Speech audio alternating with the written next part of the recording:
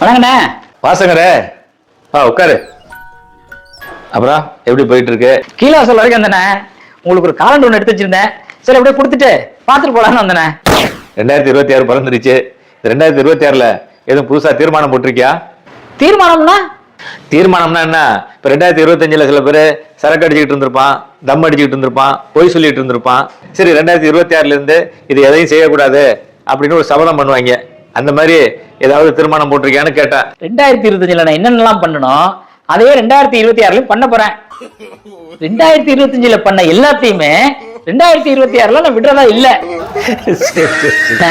2025ல என் பையன் +2 நல்ல மார்க் எடுத்தான். இப்போ ஒரு நல்ல காலேஜ்ல சேர்த்து விட்டுருக்கேன். காலேஜுக்கு போயிட்டு இருக்கான். மற்றவங்க மாதிரி எனக்கு அந்த பைக் வேணும் இந்த பைக் வேணும் கேட்கறது இல்ல. நான் வச்சிருந்த பழைய பைக்லயே போயிட்டு சேஃப்டியா வந்துடுறானே. என் பொண்ணு நல்லா படிக்குதுண்ணே. என் ஒய்ஃபும் நல்லபடியா வேலைக்கு போயிட்டு வர்றாப்புல.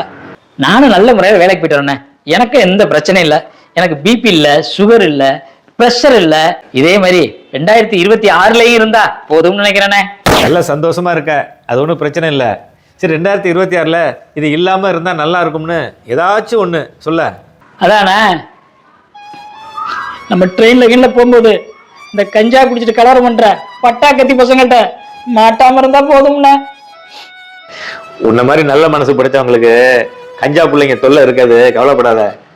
போதும்னு நினைக்கிற பத்தியா, இந்த மனசுக்காக வேண்டி உனக்கு சம்பளம் ஒரு கிடைக்கியா 2026ல? சம்பளம் வேறலாம் வேணாண்ணே. ஏதோ கம்ப்யூட்டர்ல ஏஐ எஸ்ஐ டெக்னாலஜி எல்லாம் வந்துருச்சான். பெரிய பெரிய கம்பெனில நிறைய பேர் வேலையை விட்டு நிப்பாட்டாங்களாம். என்னை வேலையை விட்டு நிப்பாட்ட பண்ணதான் அது போதும்ண்ணே. சரி சரி சரி.